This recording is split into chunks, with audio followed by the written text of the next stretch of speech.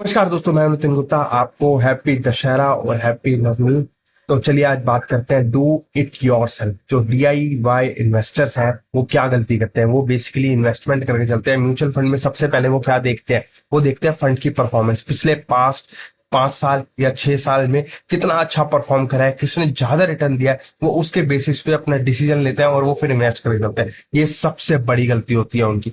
है दूसरा आता है रिस्क।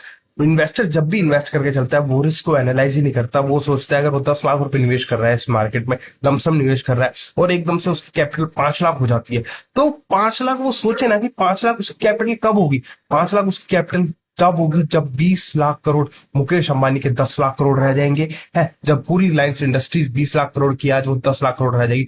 जब निफ्टी जो सेंसेक्स है, सेंसेक्स आज 82,000 का है, तो वो एक टाइम पे 40,000 का हो जाएगा। मतलब तो 50% गिर जाएगी। जो आज हमारी $4 ट्रिलियन की इकोनॉमी है वो कम से कम $2 ट्रिलियन की रह जाएगी अगर 50% मार्केट में फॉल आ जाता है। तो बेसिकली तो ऐसा क्या पॉसिबल है कि 50% का फॉल आएगा मार्केट में? ऐसा क्या होने वाला है? तो ये चीज गलती होती है। मिथ होता है कि 50% का फॉल आ जाएगा, पैसा हमारा डूब जाएगा।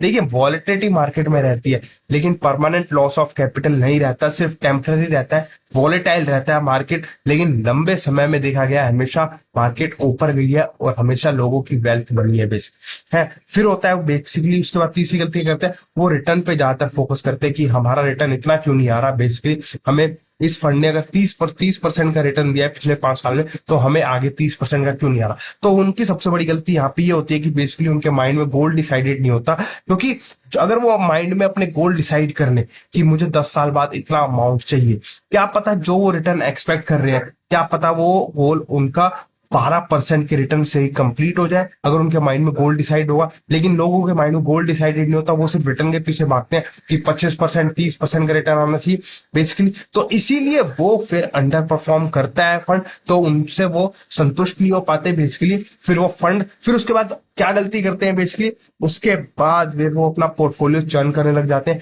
बेसिकली वो फिर वो चेंज करने लग जाते हैं, पोर्टफोलियो में ज्यादा चर्निंग करने लग जाते हैं, छेड़खानी करने लग जाते हैं। जितनी बार आप पोर्टफोलियो अपना छेड़ोगे है तो गेन में आप प्रॉफिट पोर्टफोलियो अपना ट्रांसफर करोगे, आप बेचोगे, उतनी बार आपको टैक्स लायबिलिटी बनेगी आपकी, और टैक्स पे करना पड़ेगा। तो अल्टीमेटली आपका जो रिटर्न है वो एक तरीके से 10% से कम होता जाएगा बेसिकली। है तो आपकी वेल्थ एकदम से स्लो होती जाएगी, धीरे बनने लग जाएगी।